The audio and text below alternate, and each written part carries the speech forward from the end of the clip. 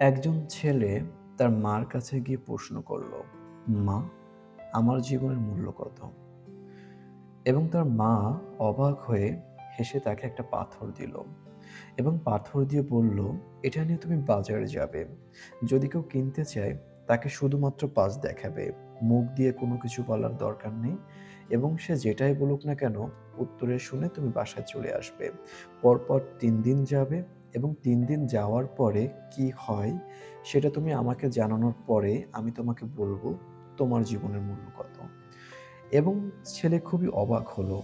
কারণ জীবনের মূল্য জিজ্ঞেস করেছে, এটার সাথে পাথরের বা কী সম্পর্ক এবং বাজারে বিক্রি করাও বা কী সম্পর্ক? সে সেটা বুঝল না। ১ম দিন ছেলেটা গেল বাজারে। বাজারে যাওয়ার পর সে পাথর নিয়ে দাঁড়িয়ে আছে। এমন সময় এক লোক এসে বলল, "এটার দাম কত?" তখন ছেলেটা ৫ দেখালো।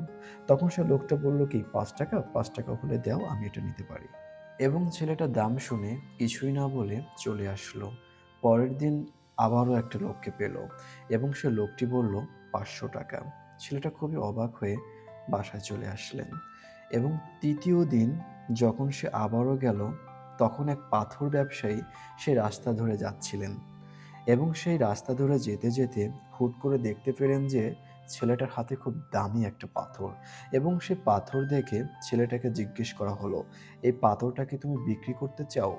কত টাকা বিক্রি করতে চাও?" তখন ছেলেটা ৫ দেখালেন। তখন সে ভদ্রলোক বললেন, "আমি এই পাথরটার জন্য ৳৫,০০,০০০ দিতে রাজি আছি। আমার কোনো সমস্যা নেই।"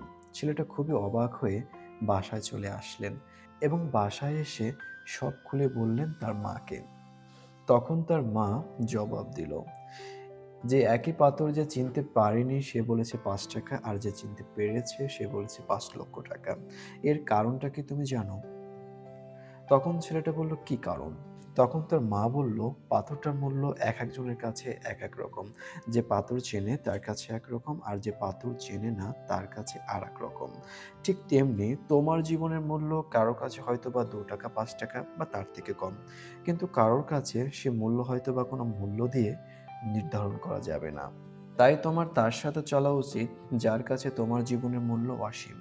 আর জীবনের মূল্য কোনো মূল্য দিয়ে নির্ধারণ করা যায় না।" যাই হোক, আমাদের চারপাশে অনেক মানুষ আছে যারা মানুষকে মানুষই ভাবে না। যারা নিজেকে অনেক বেশি মূল্যবান ভাবলেও অন্য যারা কাজ করছে, যারা লেবার শ্রেণীর কাছে, যারা আরেকটু নিচু শ্রেণীর কাজ করছে, তাদেরকে কোনোভাবেই মানুষই মানুষ মনে করে না। এই গল্পটা হচ্ছে তাদের জন্য। তো যাই হোক, আজকের মতো আমি আপনাদের কাছ থেকে বিদায় নিচ্ছি। তো এতক্ষণ সবাই ভালো থাকবেন, সুস্থ থাকবেন আর ভালো রাখবেন আপনার প্রিয়জনদেরকে। ধন্যবাদ সবাইকে।